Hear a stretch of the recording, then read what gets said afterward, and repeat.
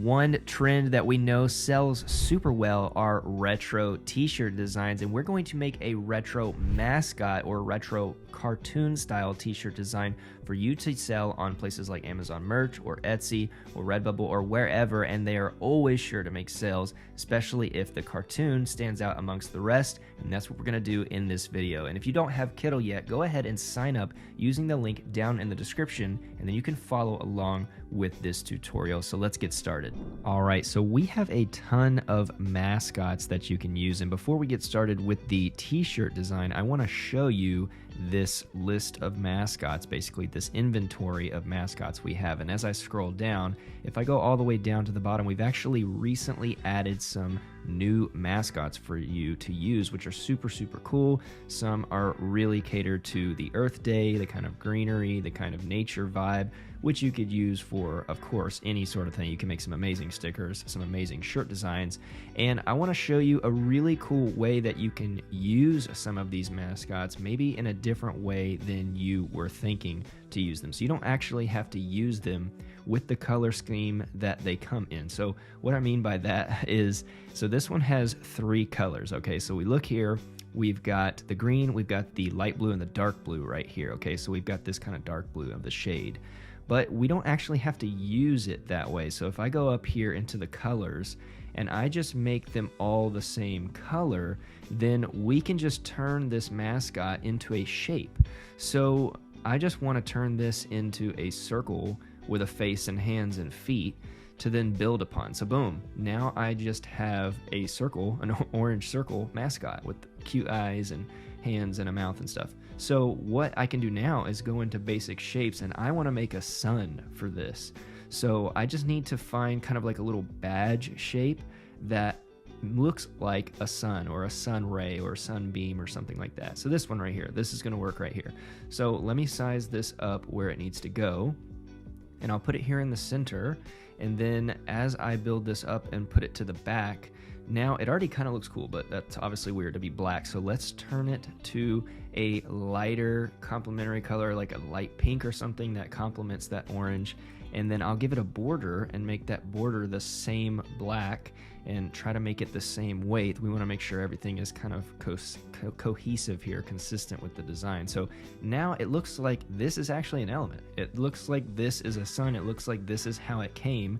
So think about how you can use the mascots in different ways. Just because you had a globe or just because you had a coffee cup that's one color doesn't mean you can't build upon it, just making it a simple shape. So what I'm going to do now is put these little hearts here for the cheeks. I think that's also kind of cute. I'll make them the same color and give them a stroke. Now I'm going to flip it. By the way, you can right click and flip the opposite direction. And now we have a really good basis for the rest of our shirt. So now we're going to start working on the text. And what we're going to do is use a phrase like "you were made for great things." I think that is a super nice inspirational quote that really fits this vibe. It fits this mascot as well. So I'm going to have text here at the bottom as well, but I'm also going to curve my text at the top to kind of frame around it. Okay, so I need to make that a little bit smaller, and then what I can do is use the circle transformation over here, which does all of the heavy lifting for me. But what I'm going to do after I get all of this centered is use a different font. So I'm going to use this Kittl font, or however you want to say it. I'm going to make it all caps because all caps on a curved text is just a little bit easier to read. And then what we need to do is kind of tweak this to make sure that it is filling the space. I also want it to kind of go halfway down the circle. So I want it to kind of fill the top half of this design, right? So we're going to use Juna from Detour Shirts main rules, which is filling the rectangle space. Okay, when we're talking about a t-shirt, we want to make sure we're filling the whole space, and you'll see how I do that a little bit later in the composition. Now I can grab this anchor point at the bottom and space things out like this. I can also add effects. So if I zoom in right here, I can add some shading.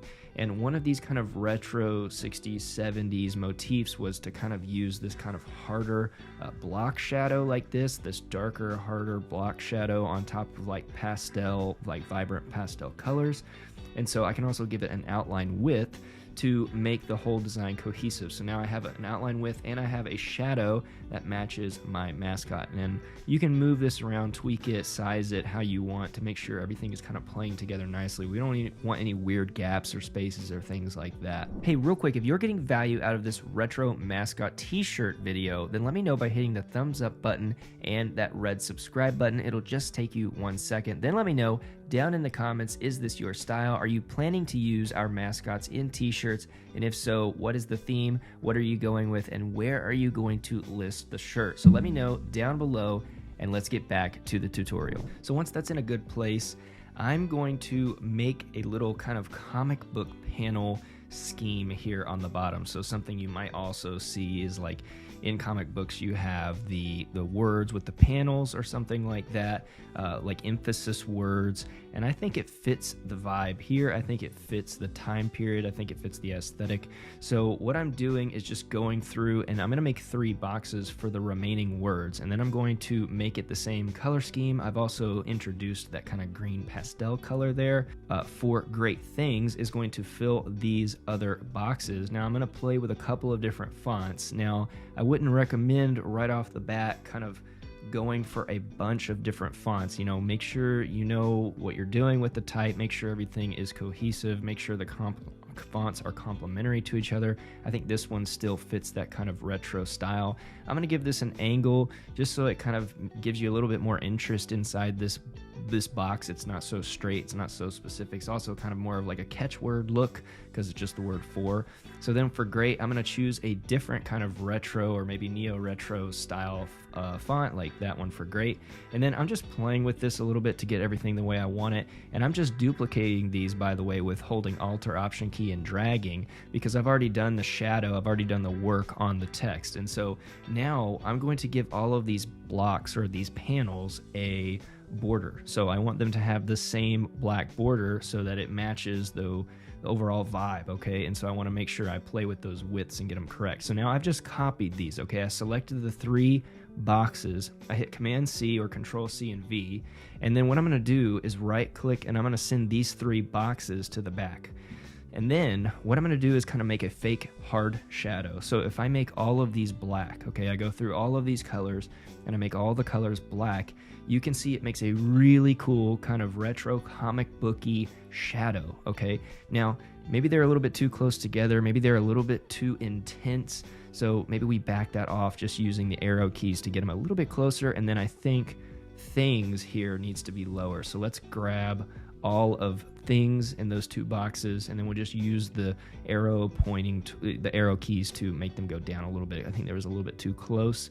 And so now I feel like we're getting a much cleaner layout here now that we have some space in between these boxes, and it still gives you that kind of panel-y vibe. So I think this is coming together nicely, but we still need a couple of things to fill that left and right space, and I think a rainbow will do it. And since we have a color palette of 4, I think a rainbow with 4 colors is going to do the trick. So I'll send that to the back, and then what I'm going to do is go through this and make the rainbow colors match the color scheme along here with the design, with the mascot. And then I'm going to add some cute little clouds, some little kind of like retro cartoony looking clouds. Again, just filling the space like I mentioned we were going to do earlier. We're filling that rectangle space. I'm also going to add some stars, and I know I'm making things white right now. Of course, white on white would be weird, but I'm going to change the background color because I want this design not really to go on a white t-shirt. I'm thinking a little bit different. So now that I've got everything the way I want it, I can go and tweak my color. So I've selected everything, and I can go in and tweak these colors to be exactly how I want them. So maybe I want the orange to be a little bit brighter. Maybe I want the pink to even be a little bit lighter and brighter. And then I can go up here and change my background color and see what I think works. Okay, I think maybe a mid dark gray could work for this, but maybe even like a pastel light pink. I think that could be really, really cool too. Of course, you can just play with this as long as you want. You can also just turn it off to see what it would look like on pretty much any color. And then to download it, I say we make it a pretty nice big size, especially if you're doing something like print on demand or something like that. We can go over here and make it quite big. Or you can also just adjust the DPI there on the right. I like using just the pixel size, and then you can download a PNG. But here is our completed retro mascot t-shirt design that I know is going to sell super well, and I know you're going to have a ton of fun making designs just like this in Kittl. Now, if you want to see other tutorials using Kittl, I have these videos here on my right that I know you're going to enjoy. Don't forget to subscribe to the channel so you don't miss any upcoming videos and features and things like that. Thank you so much for watching, and I will see you in the next video.